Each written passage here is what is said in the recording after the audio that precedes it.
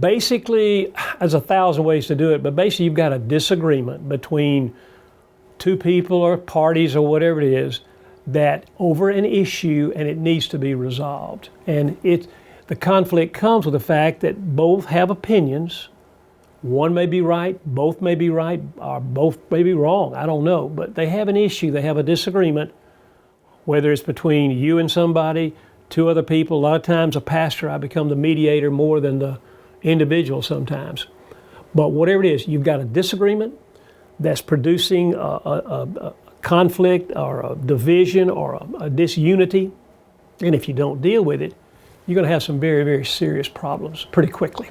You know, and you know, when you have conflict, you're involved with two people and you bring that to some kind of a resolution, and one or two things are going to happen. One, you'll have both parties agree and they'll go on and keep it going. Also, though, you may have one party that does agree, one party that does not agree. There's that disgruntled. And there may become a time of separation. Somebody says, well, it's best for me to move on. Okay, well, you understand this. If that's what happens, are both moving on and are both continuing to do the kingdom's work. Not tearing down home base, but doing the kingdom's work. Sometimes there's going to be an inevitable separation. It will happen.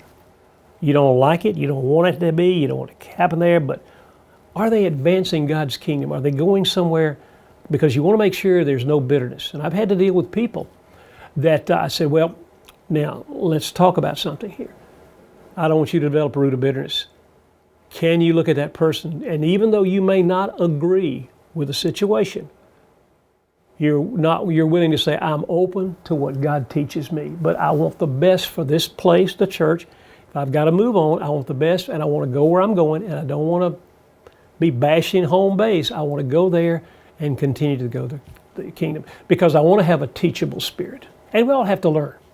My parents disciplined me as a boy, and a lot of times I thought my daddy didn't know what he was doing.